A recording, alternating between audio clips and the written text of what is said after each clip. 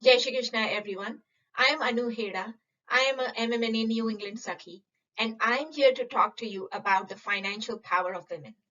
Finance, investments, generally a field where women have historically been underrepresented.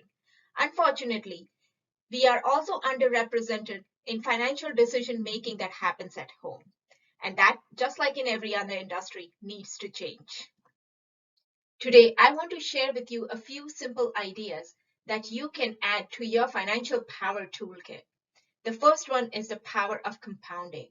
It is such a potent power. And just to give you a sense of that, imagine if you could save $500 every month and invest it in something that returns about 7% per annum. And let's say inflation runs at 3% per annum. If you can do this for the next 20 years, at the end of 20 years, you will have more than $180,000 saved in your account. Let's talk about a few ways to increase saving and also save taxes. And I'm sharing this from experience. Coming from India as a first generation immigrant, I had no idea about any of these ways. And so I want to share from what I learned by not doing. So the first one is IRA for a non-earning spouse.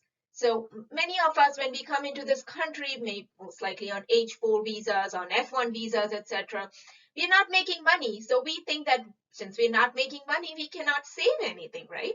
But that's not true, because if you have a spouse that's earning, you can save from your spouse's earnings on your behalf. You can save $6,000 every year in an IRA. The next one is Roth 401k versus 401k. Now, a lot of us, we probably put money in our 401ks if we are professionals. But for people who are early in their careers, who are not in a very high tax bracket, it's a good idea to think about Roth 401ks. That's the 401k where you're saving after tax dollars. And why that's important? Because when you withdraw that money much, much later in your life, when you're probably in a higher tax bracket, all the withdrawals and all the earnings on the contributions is tax-free.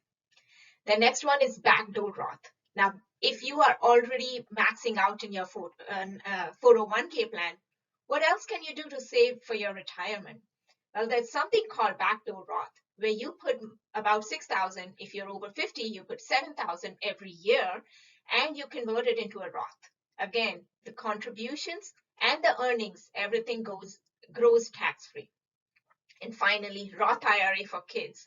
If you have kids, teenagers or older, who are earning something by doing some small jobs, like maybe tutoring, maybe babysitting, etc., consider opening Roth IRAs for them. Again, the money grows tax-free.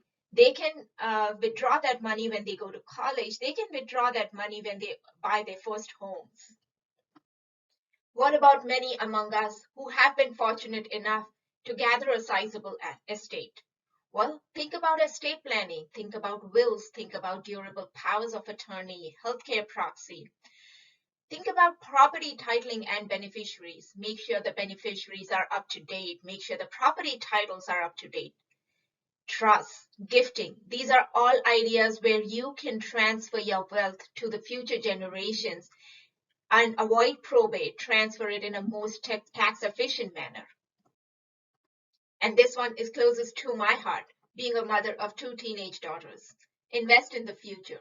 Raise financially literate children.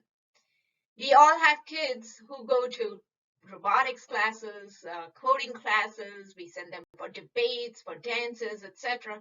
And those are all very important. But it's also important to give them some practical life lessons, to give them lessons on what's debit card, what's a credit card, what is borrowing, what is credit scores, etc. Because these are practical tools that set them up for financial success in the future.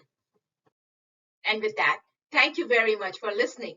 Happy International Women's Day, and I invite you all to dare to dream of a financially secure future.